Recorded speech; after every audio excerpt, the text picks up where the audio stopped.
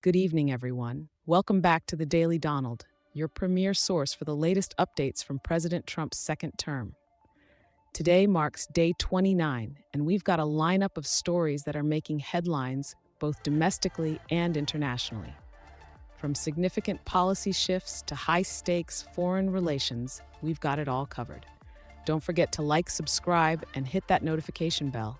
Remember, we go live at 1,000 subs, and you won't want to miss it. Let's begin with a groundbreaking policy shift. President Trump has announced that the U.S. government will now recognize only two genders, male and female. This executive action aims to eliminate diversity, equity, and inclusion (DEI) mandates at the federal level. Supporters argue that this move brings clarity and aligns with biological science. Critics, however, contend that it undermines the rights of transgender and non-binary individuals, potentially leading to widespread discrimination. Legal challenges are already mounting as advocacy groups prepare to contest the order in court.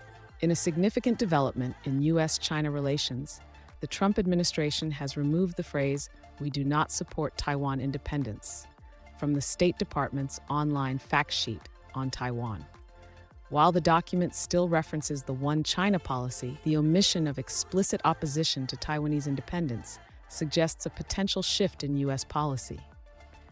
Beijing views this change as a challenge to its sovereignty claims over Taiwan, while the Taiwanese government has expressed gratitude for the apparent show of support. This move could escalate tensions in the region and redefine U.S. China-Taiwan relations. Turning to domestic affairs, the Trump administration has sought the intervention of the U.S. Supreme Court in its attempt to dismiss Hampton Dellinger, the head of the Office of Special Counsel. This independent agency is responsible for protecting whistleblowers within the government. A federal judge previously blocked Dellinger's removal, leading the administration to escalate the matter to the highest court. This action is part of a broader pattern of the administration removing officials who are investigating federal misconduct, raising concerns about the balance of power and the protection of whistleblowers. Vice President JD Vance has had a fruitful meeting with Ukrainian President Volodymyr Zelensky at the Munich Security Conference. The discussions focused on the ongoing war in Ukraine and exploring avenues to achieve lasting peace. President Trump praised Vance's efforts, emphasizing the importance of free speech in Europe. However, Vance's criticisms of dissent suppression in Europe have sparked strong reactions from European leaders.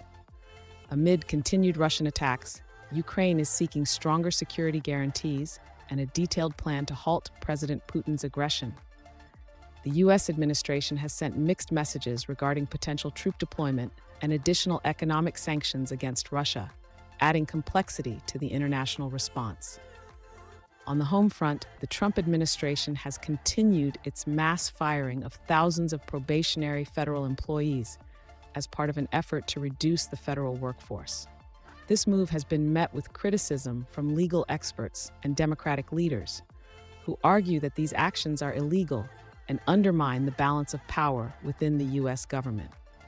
The administration defends the firings as necessary for increasing government efficiency and reducing bureaucracy. As we wrap up today's recap, several pressing questions emerge. How will the new federal gender recognition policy impact the rights of transgender and non-binary individuals? What are the potential global ramifications of the U.S. altering its stance on Taiwan?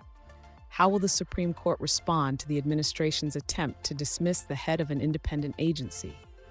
Can Vice President Vance's negotiations lead to a peaceful resolution in Ukraine? And what are the broader implications of the mass firings within the federal workforce?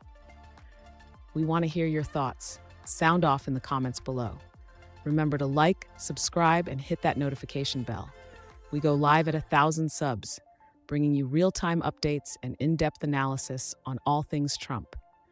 Thanks for tuning in to the Daily Donald, where we keep it real, keep it bold, and keep you informed. See you next time.